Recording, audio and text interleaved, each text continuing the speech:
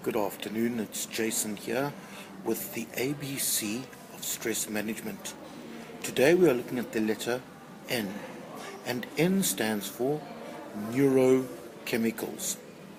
Now when we talk about neurochemicals, although there are hundreds of different chemicals that we can talk about, when we look at stress and stress management, there are three specific chemicals that we look at and we talk about.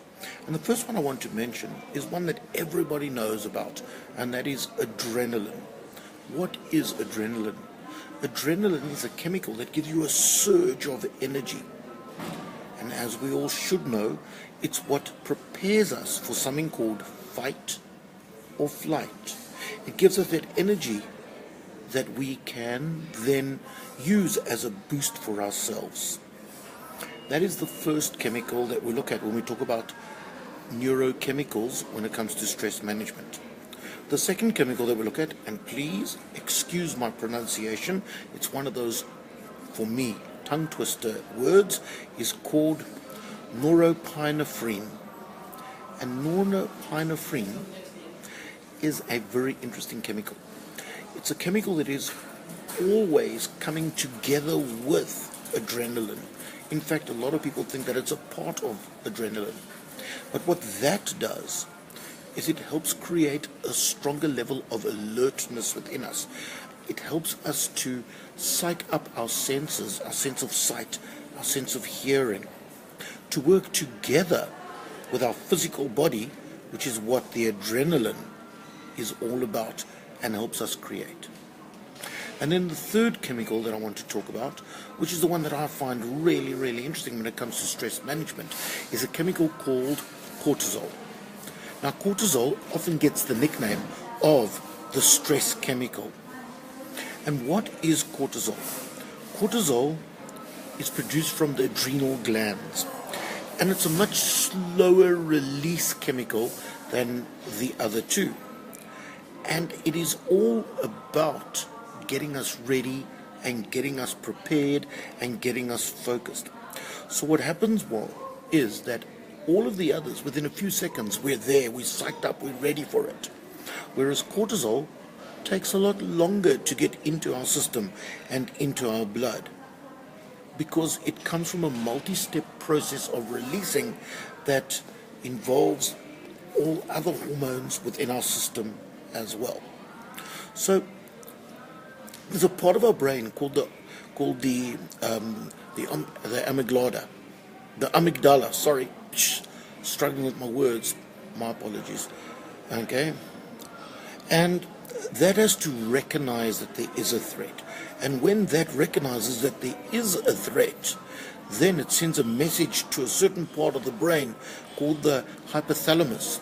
And the hypothalamus, well, what happens there is it releases this cortisol into our system, okay, and then it tells the pituitary gland that we need to release, and it's a hormone called the ACTH hormone, into adrenal gland, which then releases the cortisol. That is the whole process, and that is why it often takes so much longer to get into our system. Now, what is it and what does it do? It comes out when we go into what we call survival mode. Okay, and it gives the optimal amount of cortisol into our system to help us to maintain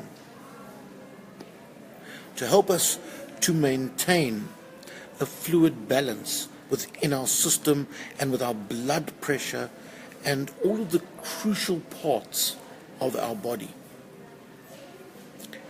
When you have an issue that's causing you stress, a mental issue, and you are busy mulling it over and spinning it all around in your head in all different ways, what happens is the cortisol is released, okay? And the problem is when your cortisol is released and it goes too high, it is very bad for your body, because that can have an effect on creating serious medical issues such as stroke, heart attack, higher blood pressure, and it always will, when it's too high, suppress our immune systems. So what we need to do is learn to control all of that. And we need to realize that when we control a lot of things all the time, we can just get rid of it. So what do? Well, we think things through, we shake it off, we drop it, we get rid of it, and that brings all those chemicals back down into what should be called our normal levels. And when they're back into our normal levels, that is when things will run far smoother. So the neurochemicals are those three chemicals. However, what we've also got to understand is that there are two other chemicals that we have in our bodies, male and female, and one of them is estrogen and the other one is testosterone. And those also play a role in how we react under stress. Now we've got all of these things inside our systems, and all of these things will and do play a role. However, and this is what's very important, what we've got to do is we've got to learn to control ourselves so that when these neurochemicals are released, we don't let them become overpowering, overbearing, and we start reacting from a chemical imbalance that's now occurring within us. And that chemical imbalance is an imbalance to what our normal is. So as we contemplate all of this and we move through the alphabet, start recognizing some of these things. Start seeing what you can do to make a difference with your stress levels. Remember, never go swimming with cement shoes on. I'm really looking forward to chatting with all of you tomorrow when we look at the next letter in the ABC of stress management. I will see you all tomorrow for the letter O. Thank you.